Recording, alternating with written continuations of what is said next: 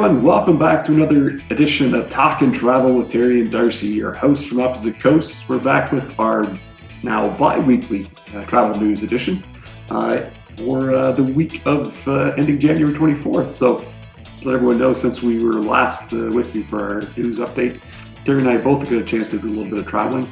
I managed to get a little bit of a day trip in, crossing the border for the first time in a long time. Visiting two border towns, community sisters in New Brunswick and Maine. It's at Calais, Maine, and St. Stephen, New Brunswick.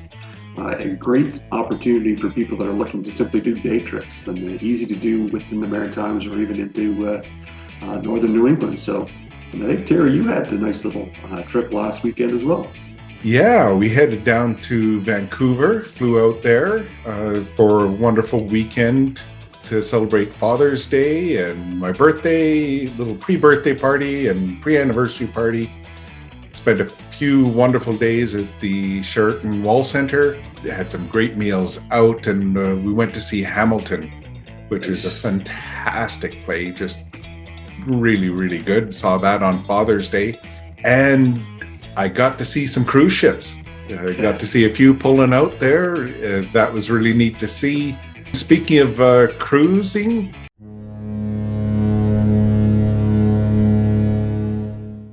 Darcy, you're going to kick us off this week with some cruising news. Yeah, I do, Terry. I have some news from Carnival Cruise Lines this week just to kick us off. They've announced a new concept for North American cruisers called Costa by Carnival. For those of you who may know that one of Carnival Cruise Line's sister lines is Costa Cruises.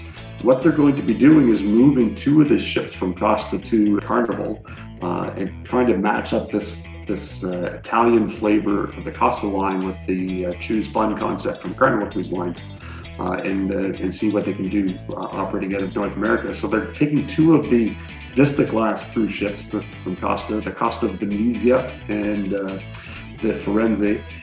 Both will be sailing out of North America. First one starting in May 2023. Out of New York, and the Firenze will sail out of Long Beach in 2024. They'll keep the Costa livery, at least for now, and but they'll sail under the Carnival banner. So it should be interesting seeing that Italian feel of a cruise ship sailing in North America more often. And Crystal Cruises is back, everybody.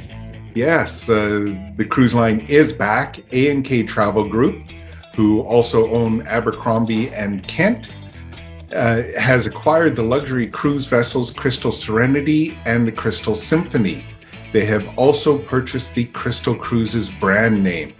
The two ships will resume service in 2023 after undergoing extensive refurbishment. It's going to be a fascinating new chapter in those cruise ships' history here. The third Crystal ship, the Crystal Endeavour, is being purchased by Silver Sea Cruises.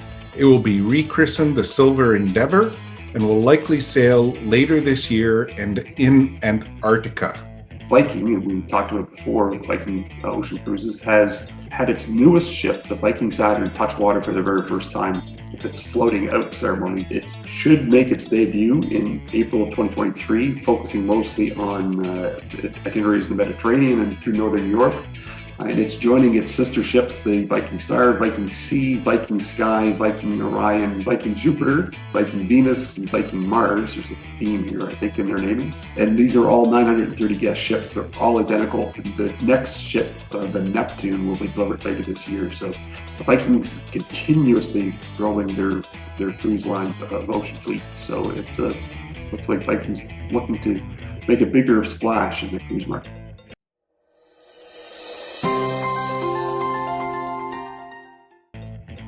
Terry, I think you've got some Disney cruise news for us. I do indeed. Thank you, Darcy. Disney Cruise Line has announced that there will be no godmother for the Disney Wish. Instead, all Make-A-Wish children, past, present, and future, will be honored as godchildren for the Disney Wish.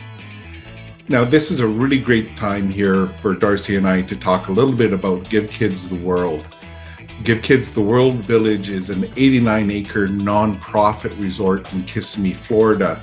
It provides critically ill children and their families with a week-long vacation at no cost to them.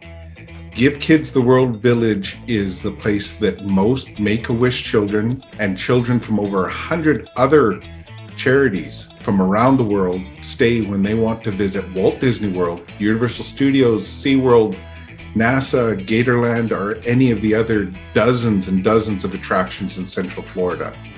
They stay at no cost to the family. Give Kids the World Village runs on donations and volunteers.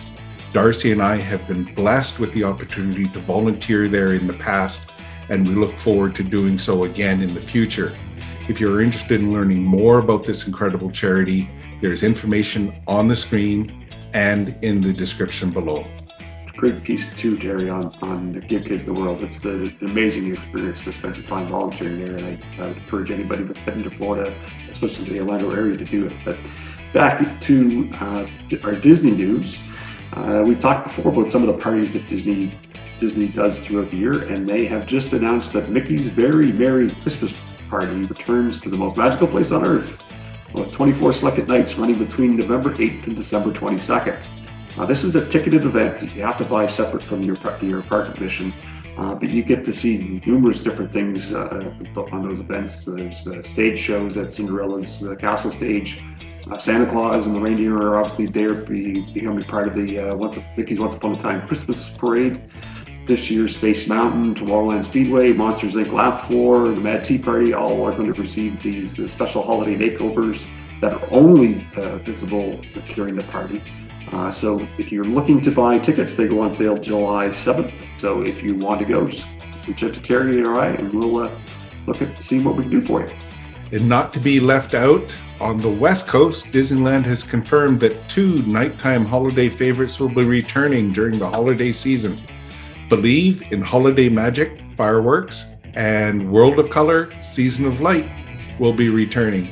Believe in Holiday Magic Fireworks is a dazzling nighttime display that brings a medley of heartwarming holiday music and culminates with a magical snowfall in several areas of the Disneyland park, including Main Street, USA, near the Rivers of America, and in front of It's a Small World.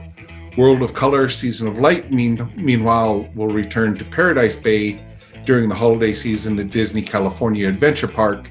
This spectacular winter fantasy blends classic holiday songs and memorable moments from treasured Disney and Pixar films that illuminate a wall of mist as fountains dance in this mesmerizing spectacle with stories of friendship, family, and love.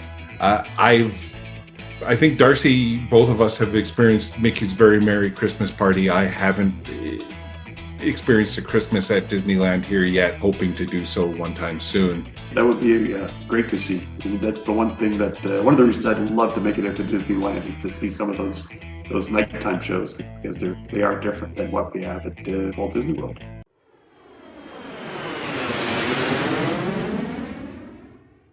Moving over to other news. So, there's a lot in the news here right now about flight delays, but the good news is, the different government agencies and the airlines are all working together to decrease those flight delays. And Darcy's got an update for us here on what Air Canada is doing. Air Canada has recently came out with some plans and some details on those plans of how they're trying to get everything restarted, because Terry's saying it hasn't been an easy restart for anybody.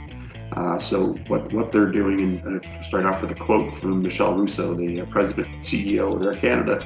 At Air Canada, we know every trip is important, even more so today as many are flying for the first time in years to see loved ones or take an eagerly anticipated holiday. We are determined not to disappoint and have long been preparing for a travel surge this summer, including coordinating with our industry partners, like Terry had mentioned earlier. So they've provided some details. They currently have 32,000 employees back working, which is 1,000 people less than they had in 2019 pre-pandemic. So they're getting close to having everybody back. They've also taken numerous steps, but just a few to help passengers when you're traveling through Toronto Pearson, which has been the center of most of the hurt in Canada for airline issues. So you are able to increase your connection time at Toronto Pearson at no additional cost when traveling, and you can do this within 48 hours of your original travel time, so it gives you a bigger window. They're allowing for same-day standby options for free for issues that may have come out. And because of some of these delays, obviously there's some baggage issues that have come up. So they're taking some of their jets charter fleet to deal with that delayed luggage and transport the luggage separately if needed to. And there's other steps that they're taking as well to try and fix this issue from their part, and hopefully with all the other airline partners and the government agencies, they'll get this thing moving before we get too deep into the summer season, and definitely before the fall travel season. Yeah, I think both major airlines here in Canada have taken a better look at things, realizing that they're not able to get up to the staff quotas that they thought they would. They're scaling back some of their flights, and they're doing what they can to alleviate the backlog and the delays. WestJet, for example, is also refocusing its efforts on the West. They'll be doing that later this year. Also, as of June 20th, vaccination was no longer required to board a plane or train in Canada. This change does not affect all travelers entering Canada to continue following entry requirements, including vaccination. People need to also keep in mind that first with the delays, they're not only trans-border delays, they're also domestic flight delays. And the other thing with the elimination of the vaccination requirement to get on a plane or a train and leave Canada, just because you're able to get on the plane doesn't mean the country you're going to is going to allow you in without a vaccination.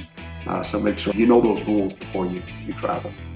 So that's another edition of the travel news for us for this period of time, and we hope you're enjoying the show. And if you do, click the like button, click the subscribe button so you get notifications when we publish another bi-weekly news, now that we've made the switch. Also, you'll get updates when we start releasing some of our supplier videos again, and some other shows that we are talking about doing. So from the East Coast, my name is Darcy and McKillop. If you were looking to travel, give me a shout. Darcy and McKillop, travel agent next door. So Terry, I'll leave you to finish us off. Thank you, Darcy. From the West Coast, I'm Terry Hawkins. Everybody have a wonderful week.